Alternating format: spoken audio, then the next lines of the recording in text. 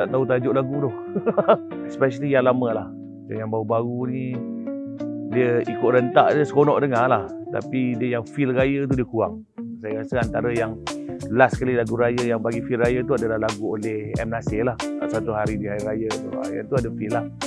Lagu raya saya rasa lagu yang saya paling suka lagu orang kampung saya lah, Allahyarham Sudirman Haji Arsyad.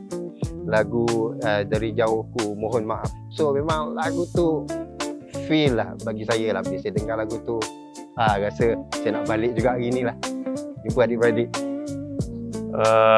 Lagu P. Ramlee, Allahu Akbar, janganlah minta nyanyi, tak kerti. Betul. Bila dengar lagu raya tu memang akan mood raya tu akan kembali kan, dan mulalah mengimbau kenangan-kenangan lama kan, dan suasana hari raya tu dah mula terasa lah. Dia paling syadu kalau dengar lagu raya ni masa dalam Diorang Berdarah tengah open ni. Kalau malam raya kena on call lah, dengar lagu raya memang kena lah. Lagu Mama Papa Raya, Alif Syukri. Ya, lagu tu saya suka sebab dia ada drama sikit dalam tu, dan dia lagu dia happy lah. Tak macam lagu Datuk Alif Syukri yang tahun-tahun lepas lah. Tahun ni saya rasa sangat berkualiti. Lagu Aisyah, yang Temenungku Sendiri tu, saya tak ingat tajuk. Bila kena kerja pagi raya. So memang akan termenung lah. Itu masa zaman-zaman saya jurawat, ketua jurawat kan. Memang ada masa kita kerja shift, so kena kerja pada raya tu memang akan berfikirlah benda tu.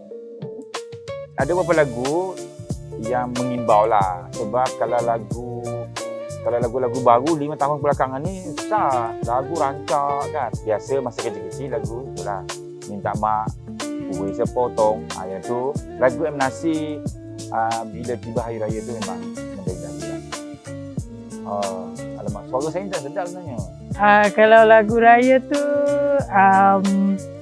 lagu P. Ramlee lah. Apa tu, lagu tu memang nostalgia lah, yang di hari raya teringat kepada ibu bapa, sanak saudara. Yang itulah nyanyi. Allah. Kalau nyanyi tu macam mana? Sebab lagu tu dia nostalgia dia. Masa saya pergi belajar luar negara tu memang kita tak dapat balik raya. So itu je lah lagu raya yang kita pasang, kira nak dapat feeling raya lah. Actually gitulah satu family.